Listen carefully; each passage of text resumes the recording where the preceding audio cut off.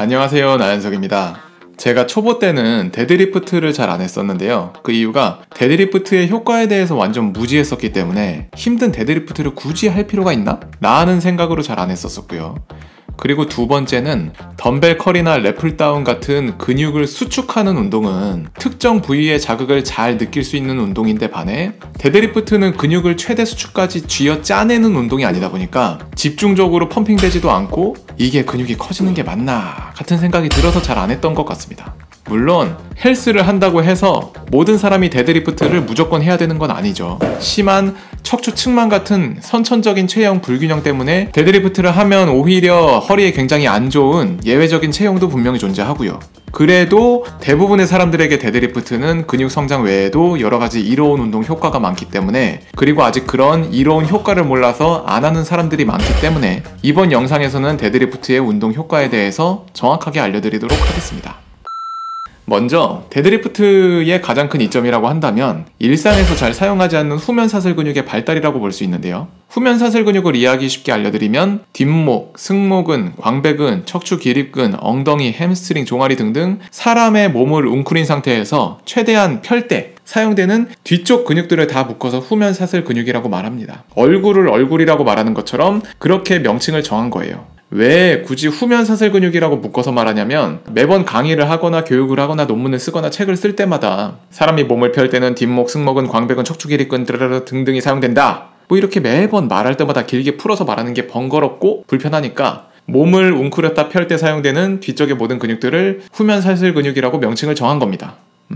이때 걷거나 달릴 때는 팔과 다리가 엇갈려서 움직이니까 X선 후면사슬 근육이라고 말하고, 점프를 하거나 데드리프트를 할 때는 팔과 다리가 같이 움직이니까 I선 후면사슬 근육이라고 말하는 거고요. 후면사슬 근육의 발달이 생각보다 많이 신체 운동 능력에서 큰 비중을 차지합니다. 점프하거나 멀리 뛸 때, 땅에 떨어진 물건을 집을 때, 무거운 물건을 들 때, 무거운 물건을 잡아당길 때, 아니면 달리다가 갑자기 멈출 때 등등 되게 중요한 사람의 기초 동작 중 하나예요. 그런데 현대에는 사냥이나 채집, 농사를 하는 게 아니니까 무거운 물건을 끌거나 들거나 점프를 하거나 하는 일이 거의 없잖아요. 그래서 현대인들이 항상 문제를 겪는 거북목, 라운드 숄더, 구분 등, 요통 등등이 다 후면사슬 근육의 약화가 포함된 복합적인 질환들입니다. 뭐 데드리프트 말고 다른 운동들로 대체할 수 없냐? 라고 궁금할 수 있는데 데드리프트가 가장 검증된 효율적인 운동이에요. 왜냐하면 데드리프트를 할 때 힘이 전달되는 길을 보면 손끝에서 시작해서 팔을 타고 어깨로 힘이 전달되고, 어깨에서 등과 허리를 타고 고관절로 힘이 전달되고, 고관절에서 다리와 발을 지나서 지면으로 힘이 전달되니까 웬만한 후면사슬 근육이 다 사용된다고 볼 수 있죠. 같은 3대 운동인 벤치프레스를 보면 상체 전면부만 위주로 힘이 통과하고 대부분 벤치에서 소실되고요, 힘이.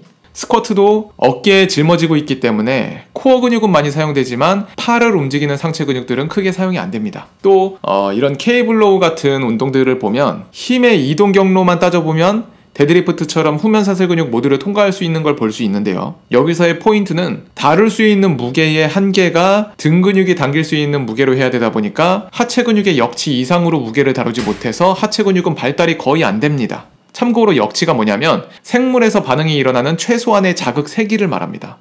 스위치를 켤 때 아주 살살 누르면 안 움직이고 어느 정도 힘을 줘야 켜지는 것처럼 역치가 5라면 4까지는 이제 반응이 안 일어나고 5가 넘어가야 반응이 일어나는 거라고 보면 돼요. 아무튼 근육이 발달하려면 해당 근육이 가지고 있는 역치값 이상의 부하로 스트레스를 줘야 하는데 등보다 하체 근육이 커서 역치값이 더 크기 때문에 케이블로우 백날 해도 하체가 사용되긴 하지만 커지진 않습니다. 그래서 모든 운동들이 본인이 느끼기에 너무 가볍게 운동하면 근육이 안 커지는 거예요. 아무튼 그래서 데드리프트를 잘하면 첫 번째로 좋은 점은 후면사슬 근육이 발달해서 신체 능력이 크게 향상될 뿐 아니라 목 통증, 허리 통증 같은 질환을 예방 및 치료할 수 있다. 물론 무리 안 하고 잘했을 때, 무리하면 당연히 다치는 거고요. 그리고 두 번째 장점은 위에서 신체 능력이 크게 향상된다고 했잖아요. 그래서 운동의 전이성, 그러니까 데드리프트를 잘해주면 덩달아 다른 운동들인 바벨로우나 캐틀벨 스윙, 아니면 아예 다른 분야인 농구, 축구, 레슬링 같은 스포츠도 잘해줍니다.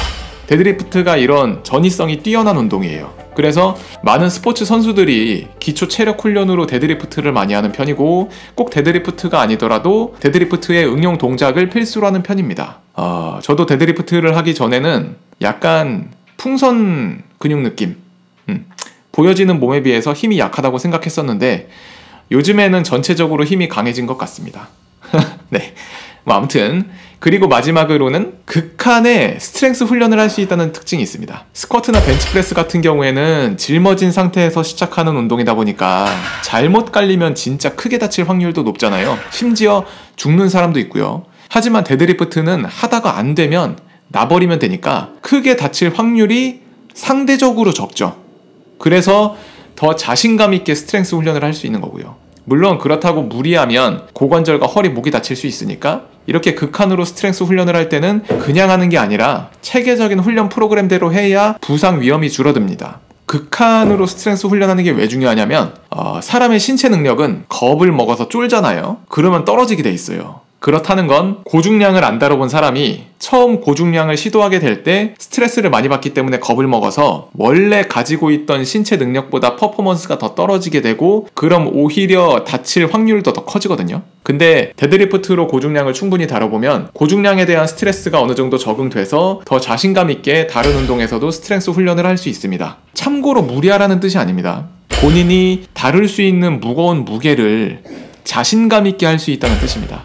그런데 본인이 충분히 다룰 수 있는 무거운 무게를 자신감 없이 했을 때 다칠 수 있다는 거고요. 아무튼 그래서 운동 부하를 더 크게 훈련하면 근육의 성장도 더 빠르게 촉진시킬 수 있으니까 훈련 성과에서도 더 좋은 결과를 기대할 수 있습니다. 네. 이번 영상은 데드리프트의 효과에 대해서 얘기를 해봤는데요. 꼭 근육의 크기, 그러니까 보여지는 측면에서의 발달뿐만 아니라 후면 사슬 근육이 발달함에 따라 얻는 부가적인 이점을 생각해봤을 때 데드리프트는 충분히 좋은 운동이라고 볼 수 있습니다. 네.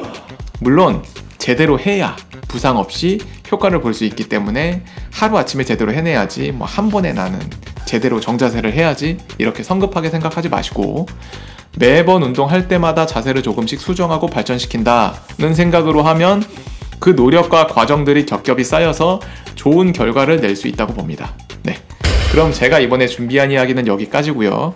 우리는 다음 영상에서 또 만나요. 안녕.